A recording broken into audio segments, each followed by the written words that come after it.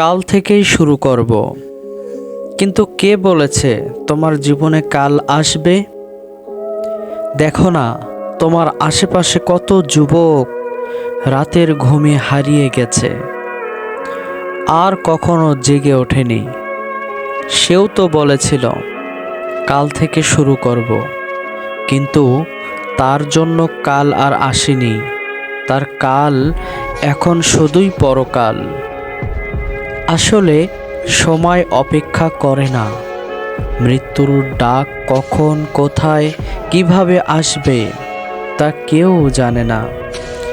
আল্লাহ সুবহানাহু ওয়া তাআলা বলেন, আর কেউই জানে না আগামীকাল তার কি হবে।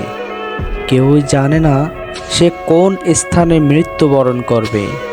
নিশ্চয় আল্লাহ সর্বজ্ঞ, সব বিষয়ে সম্যক পরিজ্ঞাত। সূরা লোকমান 34 নম্বর আয়াত। তাই কালকের অপেক্ষায় না থেকে আজই শুরু করুন, কারণ হয়তো এটাই আপনার শেষ সুযোগ। আল্লাহ বোঝার মতো তৌফিক দান করুন, আমিন। ভিডিওটি ভালো লাগলে লাইক, কমেন্ট, শেয়ার করুন, চ্যানেলটি সাবস্ক্রাইব করুন। ধন্যবাদ।